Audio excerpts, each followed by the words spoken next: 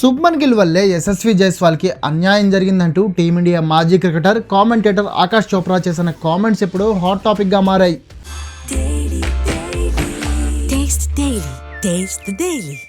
ICC T20 world cup 2026 కోసం ఈ మధ్యనే బీసీసీఐ ఇండియన్ స్క్వాడ్ని అనౌన్స్ చేసింది కదా.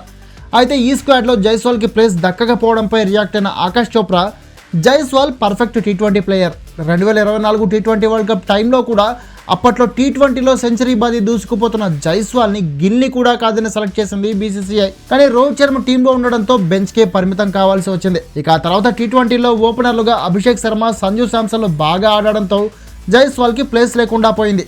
అదే టైంలో గిల్ టీంలోకి రావడం, వైస్ కెప్టెన్గా ఎదగడంతో జైస్వాల్ని పట్టించుకోనే లేదు బీసీసీఐ. కానీ గిల్ చెత్త ఫామ్తో ఉండడంతో అతన్ని పక్కన పెట్టిన బీసీసీఐ నిజానికి జైస్వాల్ని తీసుకోవాలి, కానీ సంజులా కీపర్ కూడా కావాలి కాబట్టి ఇషాన్ కిషన్ని సెలెక్ట్ చేసింది. ఏది ఏమైనా గిల్ కారణంగానే జైస్వాల్కి టీ20లో ప్లేస్ లేకుండా పోయింది అన్నాడు చోప్రా. అంతేకాకుండా అప్కమింగ్ ఐపీఎల్ జైస్వాల్కు చాలా ఇంపార్టెంట్ అని, అక్కడ రాణిస్తే మళ్ళీ టీంలోకి ఎంట్రీ ఇవ్వొచ్చని చెప్పుకొచ్చాడు.